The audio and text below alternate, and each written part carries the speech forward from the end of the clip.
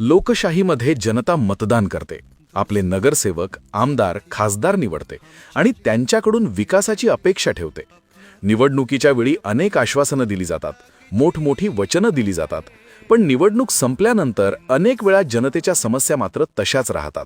आज अनेक ठिकाणी रस्त्यांच्या समस्या आहेत, पिण्याच्या पाण्याच्या समस्या आहेत, बेरोजगारी वाढत आहे आणि भ्रष्टाचाराच्या तक्रारी देखील वाढताना दिसत आहेत. जनतेला वारंवार आश्वासनं दिली जातात, पण कामाचा वेग मात्र दिसत नाही. इथे एक मोठा प्रश्न निर्माण होतो. जर एखादा लोकप्रतिनिधी जनतेसाठी काम करत नसेल किंवा जनतेचा विश्वास तोडत असेल, तर जनतेने 5 वर्ष शांत बसायचं का? म्हणूनच राईट टू रिकॉल हा कायदा अत्यंत महत्त्वाचा मानला जातो. या कायद्यामुळे जनतेला अधिकार मिळू शकतो, काम न करणाऱ्या किंवा भ्रष्टाचार करणाऱ्या प्रतिनिधींना मध्यावधीमध्ये हटवण्याचा.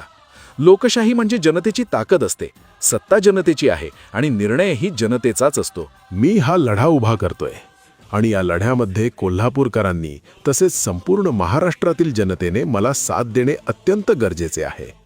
चला तर मग अन्यायाविरोधात एकत्र उभे राहूया, आपल्या हक्काचा अधिकार आपण मिळवूया आणि जनतेचा आवाज बुलंद करूया.